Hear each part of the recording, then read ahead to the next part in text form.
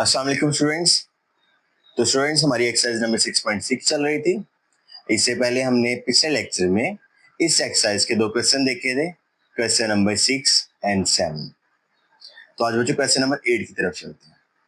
तो जो question number 8 है ना, वो जो हमारा पिछला लेक्चर था ना, उसमें जो क्वेश्चन नंबर जो था 6, ये इससे रेजोनेट करता मिलता जुलता ही है। ठीक है, तो बिल्कुल मतलब चीजें इसमें थोड़ी सी डिफरेंट है, जैसे एंगल्स डिफरेंट है, बाकी चीजें मैक्सिमम वही है।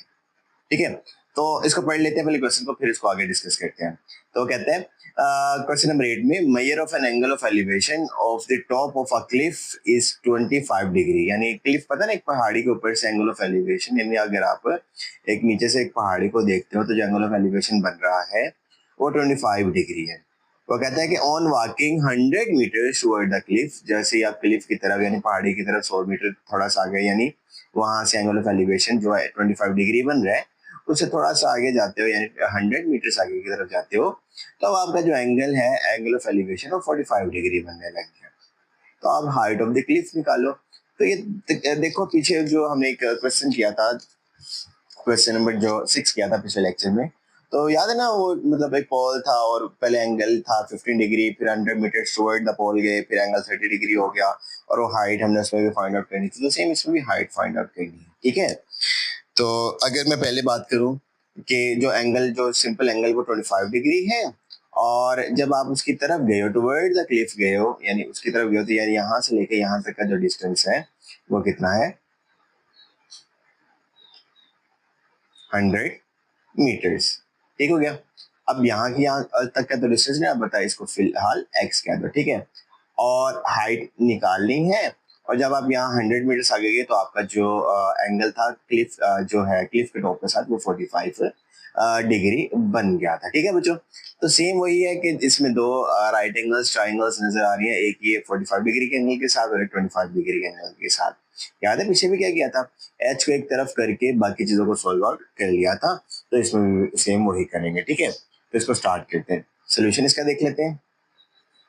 चलो सोल्यूशन में ना सबसे पहले याद है ना, पिछले जब क्वेश्चन नंबर 6 किया था तो उसमें भी, अच्छा पहले इसको एक नाम दे दो, इसको ना यहाँ से यहाँ तक ऐसे कर लो, और इसको ट्राइंगल लाइक ये डिस्टेंस कह लो कि यहाँ से यहाँ तक है, और इसको ए कह लो, इसको बी कह लो, इसको सी कह लो, जो मर्जी नाम दे दो, कोई मसला नहीं है। ठीक है, क्योंकि हमने अंदर चीजों को सोल्व करना है। ठीक है, तो ये हाइट होगी और ये बेस होगी और ये मतलब हाइपोटेनस हो गया। ओके, तो अब बात कर लेते हैं जरा ये राइट एंगल ट्राइंगल कौन सी वाली की। यहाँ पे अगर ये है तो इसको ए बी सी हो गया, तो इसको डी कह लो। ठीक है, तो यहाँ पे कह लो डी कह लो, ये जो ये वाला पॉइंट है उसको डी कह लो। ठीक है, तो दो राइट एंगल ट्राइंगल बन गई। तो एक पहले राइट एंगल ट्राइंगल अगर हम बात करें तो बी डी सी या सी बी डी जो मर्जी कर लो आप, मैं इसको बी डी सी कह रहा हूँ क्योंकि डी एंगल बनना है, तो मैं डी को सेंटर में लेके, यानी इन राइट एंगल्ड ट्राइंगल। कौन सी राइट एंगल ट्राइंगल है बच्चों, सबसे पहले हम बीडीसी की बात करें तो बीडीसी लिख लिया। तो क्या निकालना है, हाइट निकालनी है, और क्या गिवन है, मतलब गिवन तो कुछ नहीं है, सिर्फ एंगल गिवन है, और बीच जो हमने है उसको एक्स लाइक फोर्स कंसीडर कर लिया क्योंकि वो भी तो चाहिए ना। तो मैं क्या कहता हूँ, परपेंडिकुलर और over base, P H B H P B, तो पी और बी तो टेन थीटा के इक्वल होता है, तो यहाँ पे लिख लो tan theta is equal to perpendicular over base होता है।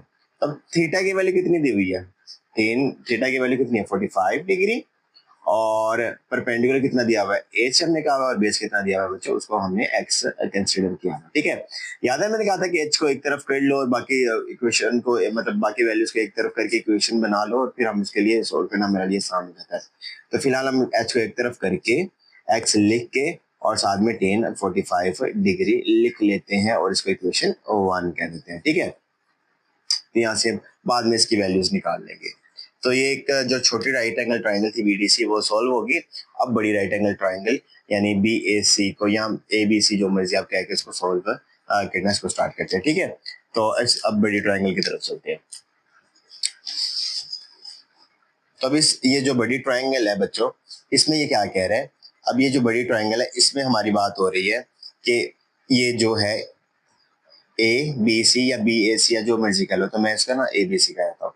तो इन राइट एंगल्ड ट्राइंगल, कौन सी राइट एंगल ट्राइंगल है बच्चों, अब है ए बी सी या बी ए सी, जो मर्जी कर लो, तो ए बी सी मैं इसको कह देता हूँ, ठीक है। तो अब उसकी बात कर लेते हैं, ठीक है। अब इस ट्राइंगल में जो जो चीजें हैं उसको लिख लेते हैं और जो फाइंड आउट करना है वो भी देख लेते हैं। तो देख लो बच्चों, इसमें भी लाइक हाइपोटेनस तो हमें चाहिए नहीं है, सिर्फ एक एंगल गिवन है और ये इसको हमने परपेंडिकुलर कह दिया। अब जो बेस होगी ना, मतलब इसमें जो बेस होगी इस राइट एंगल ट्राइंगल में, अभी 100 के साथ एक्स प्लस करेंगे, याद है ना क्यों करेंगे, क्योंकि टोटल लाइक उसकी वैल्यू आएगी ना, तो 100 प्लस एक्स। तो 100 प्लस एक्स लिख के और साथ में टेन, पहले टेन थीटा लिख लो, तो tan theta is equal to perpendicular over base. तो यहाँ पे टेन की क्या वैल्यू है 45 डिग्री, यहाँ पे 45, अच्छा यहाँ पे टेन की वैल्यू पहले 45 थी, अब यह रह गई है 25। तो tan 25 degree is equal to perpendicular की क्या वैल्यू है एच और बेस की क्या वैल्यू है 100 प्लस एक्स, ठीक है। तो एच मैंने कहा था एच को एक साइड पे कर लो और ये जो बाकी चीजें हैं इनको आपस में साइड पे कर लो। तो 100 प्लस एक्स पहले लिख लो, चाहे बाद में लिख लो, साथ में टेन है 25 डिग्री लिख लो। इक्वेशन 2 कर लो। तो अब इक्वेशन 1 और इक्वेशन 2 की जो लेफ्ट हैंड साइड है वो एच एच आपस में बराबर है, तो कंपेयरिंग कर लो। तो कंपेयरिंग 1 एंड 2, जो पीछे इक्वेशन 1 हमने बनाई थी उसको 2 कंपेयर करने के, तो वो भी एच एक के साइड था और ये भी इसके एक साइड एच है, तो ये अगर लेफ्ट हैंड साइड आपस में इक्वल है तो राइट हैंड साइड भी आपस में क्या हो जाएंगी, इक्वल हो जाएंगे, ठीक है। तो 25 पहले लिख लो, बाद में लिख लो, कोई मसला नहीं है, और साथ में 100 प्लस एक्स लिख लिया, ठीक है बच्चों। अब 10 की वैल्यू निकाल के लिख लेते हैं और फिर इसको सॉल्व करते हैं, ठीक है। तो पहले यहाँ से x की वैल्यू निकलेगी, फिर x की वैल्यू h में पुट, मतलब ये इक्वेशन 1 में या 2 में पुट कर लेना जहां मर्जी, और हमारे पास h की भी वैल्यू निकल आएगी। तो बिल्कुल सिंपल सा होगा, ठीक है। तो 10 कितना, पहले मैं 45 निकाल रहा हूँ, तो वैसे 10 45 क्या होता है 1 होता है ना, तो चलो 1 ही डायरेक्ट लिख लेते हैं। तो x, तो 10 45 कितना होता है 1, 1 लिख लिया इज इक्वल टू 10 25। क्योंकि पता ना 10 45 क्यों 1 होता है, क्योंकि साइन और कोस की वैल्यू 10 45 पे सेम होती है, तो आपस में डिवाइड हो रही है तो कट जाती है, तो आंसर 1 आ जाता है, ठीक है। तो 10 25 मेन जो हमारा ये है, तो 10 25 और देख लेते हैं। तो 10 और साथ में 25, तो उसका आंसर आ गया 0.4663। तो 0.4663 लिख लेते हैं, 0.4663 और साथ में 100 और साथ में प्लस का x लिख लिया, ठीक है। तो ये x आ गया और 0.4, अब इसको आपस में मल्टीप्लाई करवाना है, तो जो आंसर है 0.4663 को मल्टीप्लाई कर लो 100 के साथ और इसका आंसर आ गया 46.63, और साथ में इसके साथ मल्टीप्लाई कर लो तो वो सिंपली 0.4663 आ जाएगा, ठीक है, और साथ में x आ जाएगा, ठीक है। अब ये प्लस और x, क्योंकि पता ना x वाली वैल्यू प्लस जब होती है दूसरी जगह जाके माइनस कर लो, क्योंकि ये कांस्टेंट है, ये इसके साथ प्लस माइनस नहीं हो सकता, तो x माइनस 0.4663 और साथ में x है, तो ये आपस में माइनस प्लस माइनस हो सकते हैं, क्योंकि इसके साथ भी x है, इसके साथ भी x है, तो 46.63 आ गया। तो इसके साथ बच्चों 1 है, क्योंकि ये एक x पड़ा हुआ है, तो 1 में से ये माइनस कर दो और साथ में x लिख देंगे, 1 माइनस 0.4663, तो क्या आंसर आ गया 0.5337 और साथ में x, और यहाँ पे आ गया 46.63।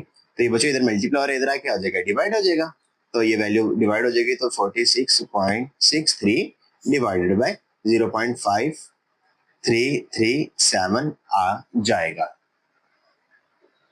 तो बच्चों अभी आपस में डिवाइड कर लो और इनका जो आंसर आएगा वो x की वैल्यू आ जाएगी। फिर वो आगे देखते हैं कि x की वैल्यू को जो क्वेश्चन 1 में पुट करेंगे तो हमारे पास ये क्वेश्चन सॉल्व हो जाएगा, ठीक है। तो अब क्या करते हैं 46.63 को डिवाइड कर लो इसके साथ 0.5337 के साथ डिवाइड कर लिया, तो 87.73 इसका आंसर आ गया, ठीक है। तो x की वैल्यू कितनी आ गई 87.73, और क्योंकि मतलब ये मीटर में है तो ये मीटर में आ गया, यानी टोटल आप क्लिफ से कितनी दूर पड़े हो 100 मीटर्स पहले, और ये तो यानी 187.73 मीटर्स आप क्लिफ से दूर पड़े हुए हो। लेकिन ये मुझे ये मतलब x की वैल्यू सिर्फ किसके लिए चाहिए थी, क्योंकि मैंने इक्वेशन 1 में पुट करनी। तो अब इक्वेशन 1 क्या है, तो द इक्वेशन 1 क्या है, h is equal to x और साथ में 10 45 डिग्री। ठीक है, तो h एज इट इज रहा, x की वैल्यू क्या थी 87.73 और tan 45 क्या होता है बच्चों 1 होता है।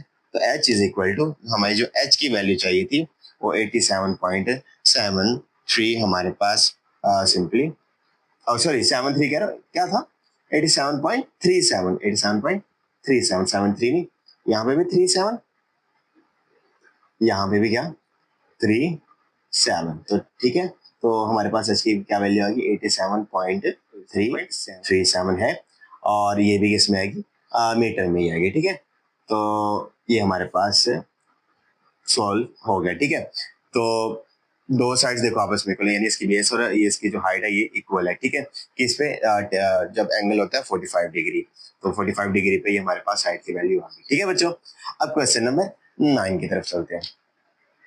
तो बच्चों अगला जो पार्ट है क्वेश्चन नंबर 9, वो कह रहा है कि from the top of a hill 300 meter high, तो एक पहाड़ी है जिसकी जो लंबाई है वो 300 मीटर्स है। वो कह रहा है the angle of depression of a point on the nearest shore of the river is 70 degree. तो जब आप ना एंगल मतलब आप समझ लो कि समुद्र या दरिया के किनारे जाते हो तो ऑब्वियसली कोई पहले ये किनारा बना लो, पहले इसको ना पूरा पढ़ा देता हूँ क्योंकि अब आप सोचोगे कि ये किनारा क्यों नहीं है ये क्यों नहीं है, तो पहले पूरा पढ़ लेते हैं। Angle of depression of point directly cross the river is 50 degree. तो जब आप उसके शोर पे जाते हो यानी उसके किनारे पे जाते हो तो एंगल हो जाता है 70 डिग्री। लेकिन जब आप उसको क्रॉस करते हो यानी प्रॉपर रिवर के दूसरे कोने तक जाते हो यानी दूसरे साइड में चले जाते हो तो आपका एंगल हो जाता है 50 डिग्री। ठीक है, तो यानी ये वो पॉइंट है जो दरिया का कह लो कि किनारा है और ये वो पॉइंट है जहाँ पे ये पूरा लाइक यहाँ से यहाँ पूरा दरिया समझ लो कोई भी पड़ा हुआ है, लाइक उसके प्रॉपर जो विड्थ पड़ी हुई है वो है, समझ लो कि लाइक यहाँ पे सी शोर पे थे और यहाँ से हमने जब रिवर को क्रॉस किया तो ये जब वहां से जाके देख रहे हैं तो एंगल ऑफ जो डिप्रेशन है वो ये बन रहा है। ठीक है, जब हम हिल से लाइक वो देख रहे हैं। ठीक है, तो एंगल ऑफ डिप्रेशन है यानी आप हिल से देख रहे हैं नीचे की तरफ। वो कह रहा है find the width of the river, तो ये जो विड्थ है ना रिवर की ये नहीं फाइंड आउट करो, और how far is the river from the foot of the हिल। तो बताओ कि ये जो रिवर है यानी ये जो रिवर है यानी यहाँ से यहाँ तक या यहाँ से ऑब्वियसली यहाँ तक, यानी ये चीज भी निकालनी है पहले तो इसकी जो मतलब ये जो लंबाई है दरिया की ये भी निकालनी है और ये फिर ये भी बताना है कि ये जो दरिया है ये टोटल ये जो फुट ऑफ द हिल यानी ये किनारे से यानी जहाँ से ये पहाड़ी स्टार्ट हो रही है यहाँ से कितना दूर पड़ा हुआ है। ठीक है, तो आपको ये डायग्राम यानी ये फिगर समझ आ गया ना, तो अब इसको सॉल्व करना स्टार्ट करते हैं। ठीक है, तो ऑब्वियसली इसमें भी दो राइट एंगल ट्राइंगल्स आपको नजर आ रही होंगी। अब पहले जो राइट एंगल ट्राइंगल है पहले इसको नाम दे दो, तो इसको ए कह लो, इसको बी कह लो, इसको सी कह लो, और अगर एबीसी का है तो इसको डी कह लो। तो आपके पास एक एडीसी ट्राइंगल नजर आ रही है और एक एबीसी नजर आ रही है। ठीक है, तो समझ लो कि अगर आपने ये भी निकालना है और आपने ये भी निकालना है ना, तो पहले इसको x कह लो, जैसे नॉर्मली हम इसको x कहते हैं, और यहाँ पे ये विड्थ ऑफ द रिवर है तो उसको w कह लेते हैं। ठीक है, तो यानी w और x। ठीक है, अब यहाँ पे भी हाइट और बेस दी हुई है तो यानी परपेंडिकुलर ओवर बेस, तो यानी वो ऑब्वियसली टेन थीटा वाला फॉर्मूला लगेगा, तो इसको रख लो इन राइट एंगल्ड ट्राइंगल। अब राइट एंगल ट्राइंगल में बच्चों क्या है, कौन सी है, एडीसी है, ए डी एंड सी है। तो अब उसमें टेन थीटा क्या होता है, परपेंडिकुलर ओवर बेस होता है। ठीक है, तो परपेंडिकुलर ओवर बेस इसकी वैल्यू लगा लो। टेन कितना है बच्चों, यहाँ पे एंगल कितना है 70 डिग्री दे रहे हैं ना टेन, यानी यहाँ पे यानी एंगल कितना आ रहा है 70 डिग्री, तो यहाँ पे लिख लिया टेन 70 डिग्री और परपेंडिकुलर की वैल्यू इस बार गिवन है वो कितनी है 300 और जो बेस है वो कितनी है x है।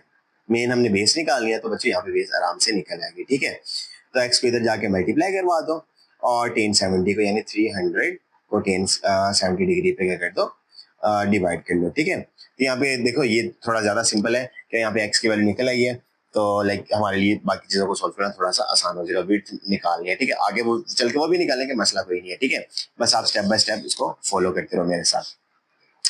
तो यहाँ पे पहले लिख लें कि x इज इक्वल टू, क्योंकि नया पेज है तो x is equal to 300 divide by tan 70 degree. अब इसकी थोड़ी सी डिवीजन कर लें, पहले पेज की डिवीजन कर लें ताकि हमारे लिए सॉल्व करना आगे आसान हो जाए, और कैलकुलेटर से इसको पहले 1070 निकाल लेते हैं, फिर 1070 का जो आंसर आएगा उसको डिवाइड कर लेंगे। तो पहले 10 10 70, तो 1070 बच्चों किसके इक्वल आ गया 2.747। तो आप इसको 4 तक लिख लो, या ये मैं चलो 4 तक लिखूंगा 2.7474, ठीक है। तो 2 यानी यहाँ पे आ गया 300 डिवाइड बाय 2.7474, ठीक है। अब इसको 300 पे डिवाइड कर दो, तो 300 पे डिवाइड करके देखो क्या आंसर आता है आपका। तो 300 डिवाइडेड बाय 2.7474, तो आपका आंसर आ गया 109.19, ठीक है। तो सिंपली 101.19 लिख लो, या आप राउंड ऑफ करके लिखना चाह रहे हो तो 1019.2 कर लो, ठीक है। तो अगर आप 2 डिजिट तक चाह रहे हो तो 109.19, जिसको आप लिख सकते हो x इज इक्वल टू, अगर सिंगल डिजिट तक जा रहे हो राउंड ऑफ करोगे तो 109.2 भी यानी अप्रोक्सीमेट हम इसको कह सकते हैं। अभी क्योंकि मीटर्स में है, अब आप ये मतलब अगर ये भी मीटर में दिया हुआ है तो ऑब्वियसली ये भी जो लेंथ होगी तो लेंथ हमेशा मीटर्स में यहाँ पे भी दी होगी, क्योंकि अगर इसकी हाइट मीटर में है तो बाकी चीजें भी मीटर में इसके आंसर आएंगे ना।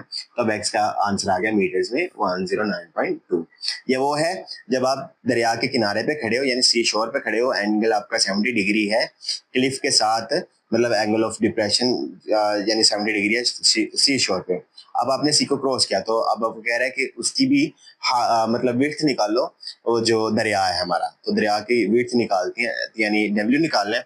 अब उसके लिए इसको सॉल्व कर लेते हैं, तो इसको पहले लिख लेते हैं फॉर टू फाइंड या फॉर विड्थ, ठीक हो गया, फॉर रिवर विड्थ, ठीक है। तो दरिया की जो कह लो कि चौड़ाई है या विड्थ है वो अब उसको फाइंड आउट कर लेते हैं और सिंपली इसको भी देख लेते हैं। तो ये तो हमें पता चल गया कि एक्स यानी जो दरिया है वो क्लिफ से यानी दरिया की जो शोर है यानी सी शोर है वो क्लिफ से कितना दूर पड़ा हुआ है, वो 109.2 मीटर दूर पड़ा हुआ है। ये बात तो समझ आ गई ना कि जो दरिया है वो 109.2 मीटर दूर पड़ा हुआ है। लेकिन हमने अब दरिया की भी तो चौड़ाई निकालने की, दरिया कितना चौड़ा है, मतलब दरिया की क्या वो विड्थ है या जो भी आप कह सकते हो, लेंथ कह लो या विड्थ कह लो। ऑब्वियसली लेंथ तो मेजर नहीं हो सकती, विड्थ यानी चौड़ाई मेजर की जा सकती है एक कोने से दूसरे कोने।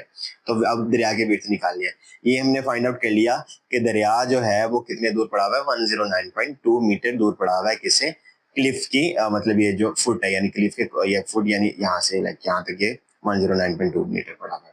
अब हमने बताना है कि दरिया कितना चौड़ा है यानी उसकी चौड़ाई क्या है। तो ऑब्वियसली वो भी क्या होगा, यहाँ पे बेस है और ये परपेंडिकुलर है, तो tan theta is equal to perpendicular over base ही आएगा, तो परपेंडिकुलर ओवर क्या आ जाएगा, बेस आ जाएगा, ठीक है। तो बच्चों tan थीटा, थीटा कितना है 50 डिग्री, तो यहाँ पे लिख लेते हैं, तो tan 50 degree is equal to perpendicular क्या वैल्यू है 300 और बेस की क्या वैल्यू, वो बेस होगी W और प्लस x, यानी अब टोटल आपने निकाला ना, तो यहाँ से यहाँ तक अगर आप निकालना चाह रहे हो कि 1 मिनट, अगर आप और इसको आसानी कर लो, अगर W ही सिर्फ निकाल लो, लेकिन W की मदद से आपका क्वेश्चन सॉल्व नहीं होगा ना, क्योंकि आपके पास बाकी चीजें गिवन नहीं है, तो आपको ये प्रॉपर पूरा लेके जाना पड़ेगा, फिर उसमें से आप इसकी वैल्यू निकाल लोगे और इसमें मतलब पुट करके आपको प्रॉपर इसकी यानी W की वैल्यू निकलेगी। तो बेस हम पूरी ले लेते हैं B से C तक, तो यानी अब ट्राइंगल ABC ले लेते हैं, तो यहाँ पे आ गया ABC, तो A से C यानी वो परपेंडिकुलर हो गया 300 लिख लिया, और B से C क्या आ गया W प्लस X आ गया, ठीक है। तो यहाँ पर आप लिख भी लो कि ट्राइंगल है, ये कौन सी है ABC ले रहे हो, राइट एंगल ट्राइंगल, ठीक है, राइट एंगल ट्राइंगल ABC ले रहे हो, ठीक है। अब W प्लस X, तो बच्चों हमें क्या चाहिए, हमें W की वैल्यू चाहिए ना, तो पहले X की वैल्यू यहाँ पे पुट कर दो, तो tan आ गया और 50 डिग्री आ गया, और चलो W पहले इधर लिख लो और साथ में प्लस और साथ में क्या लिख लो, x की वैल्यू लिख लो। तो x फिलहाल अगर आप ऐसे रहने तो फिलहाल ऐसे ही रहने दो, और यहाँ पे 300 आ गया। अब ये tan 50 इधर मल्टीप्लाई और इधर आके डिवाइड हो गया, तो w plus x is equal to 300 over tan 50 degree आ गया, ठीक है। तो पहले इसको डिवाइड कर लो, जो x की वैल्यू आएगी उसको आंसर चलो पुटिंग वैल्यू, चलो पुट वैल्यू ऑफ x, तो x की वैल्यू पुट करोगे तो w x की क्या वैल्यू है प्लस 109.2 आ गया, और 300 और डिवाइड बाय tan 50 की वैल्यू अब निकाल ही लेते हैं, क्योंकि लाइक अब क्वेश्चन को सॉल्व करने की तरफ चलते हैं, ठीक है। तो tan 50 आ गया, तो आ गया 1.1917, तो आंसर आ गया 1.1917, ठीक है। तो 300 डिवाइडेड बाय 1.1917, तो आंसर आ गया 251.74। तो विड्थ इज इक्वल टू, ये पहले इसकी वैल्यू लिख लो, 251.74, और ये प्लस हो रहा था, इधर आके क्या हो गया, माइनस हो गया, तो 109.2, ठीक है। तो कोई मसला नहीं है, इसको लिख लो, जो आंसर आ गया उसमें से, चलो मैं इसको 251.74 और माइनस 1, एक मिनट, 109.2 लिखा, तो आंसर आ गया 142.54, ठीक है। तो विड्थ जो यानी दरिया की चौड़ाई है वो कितनी आ गई, 142.54, ठीक है। तो आप लिख लो, so the width of river is 142, यहाँ पे मीटर भी लिख लो, 0.54 metre, and the river is कितना दूर है, 109.2 metre far from the foot of the cliff. तो क्लिफ से उसके फुट से 109.2 मीटर दूर पड़ा हुआ है, और उसकी चौड़ाई कितनी पड़ी हुई है, 142.54, ठीक है। तो आपने ये घबराना नहीं है कि यहाँ पे तो थोड़ा सा बनाया हुआ, तो कोई मसला नहीं, आप इसको चौड़ा करके भी बना लो, क्योंकि मतलब हमने तो मेन अपना ये तो डायग्राम समझाने के लिए ना, मेन के साइड्स तो हमारे आंसर्स के हैं, तो आंसर हमारे इस तरह निकलेंगे, ठीक है। तो राइट RT का मतलब है राइट एंगल ट्राइंगल, तो ABC राइट एंगल ट्राइंगल है, और ये क्वेश्चन नंबर 9 भी सॉल्व हो गया। अब क्वेश्चन नंबर 10, इस एक्सरसाइज का लास्ट क्वेश्चन करते हैं, और फिर अगले लेक्चर में हम रिव्यू से स्टार्ट करेंगे, ठीक है। तो अगर आप आज के लेक्चर के नोट्स डाउनलोड करना चाह रहे हो, तो सिंपली डिस्क्रिप्शन में आपको ड्राइव का लिंक मिल जाएगा, वहां से जाके आप आसानी से नोट्स डाउनलोड कर सकते हो। और अगर आप हमारे चैनल पे न्यू है, या अभी तक हमारे चैनल आपने सब्सक्राइब नहीं किया, तो हमारे चैनल को भी सब्सक्राइब कर लें, ताकि मजीद अपडेट्स आपके साथ शेयर होती रहें। वो कह रहा है kite has 120 meter of the string attached to it when an angle of elevation of 50 degree, how far is the above the hand holding it. तो मतलब वो कह रहा है कि एक काइट है, तो उसके एंगल ऑफ एलिवेशन यानी assume the string is stretch. तो अब जब काइट उड़ाते हो बच्चों, तो वो काइट ऑब्वियसली ऊपर की तरफ जाती है ना, तो जो कह रहा है कि जब वो काइट ऊपर की तरफ गई, तो उसकी जो स्ट्रिंग है ना वो 120 मीटर है, तो अब ऑब्वियसली स्ट्रिंग ये या ये नहीं होगी, तो काइट ऊपर की तरफ गई तो स्ट्रिंग पता है ना उसकी यहाँ पे इस तरह करके निकलती है, तो उसकी स्ट्रिंग इस बार उसके हाइपोटेनस की वैल्यू है, यानी यहाँ पे आप लिख लो, तो उसकी स्ट्रिंग की कितनी लेंथ है, 120 मीटर आ गया। अब उसके एंगल ऑफ एलिवेशन, क्योंकि आप ऊपर की तरफ देख रहे हो, तो एंगल ऑफ एलिवेशन कितना आ गया बच्चे, 50 डिग्री आ गया। तो वो क्या कह रहे हैं, how far is above the hand holding it, तो आपने बताना है कि कितना ऊपर है, यानी हमारे हाथों से वो कितने ऊपर तक गए हुए, यानी उसकी हाइट इस टाइम फाइंड आउट करनी है। तो हाइट ये नहीं होगी, हाइट ये होगी, यानी कितने ऊपर वो हाइट गई हुई है, ठीक है। जबकि उसकी जो स्ट्रेच जो स्ट्रिंग है वो 120 मीटर, और एंगल ऑफ एलिवेशन कितना है, 50 डिग्री है, ठीक है बच्चों। तो क्वेश्चन की तरफ चलते हैं, सोल्यूशन इसका देख लेते हैं। तो आपने अगर इसको नाम देना है, तो ABC इसको नाम दे लो, ठीक है। तो सोल्यूशन की तरफ चलते हैं।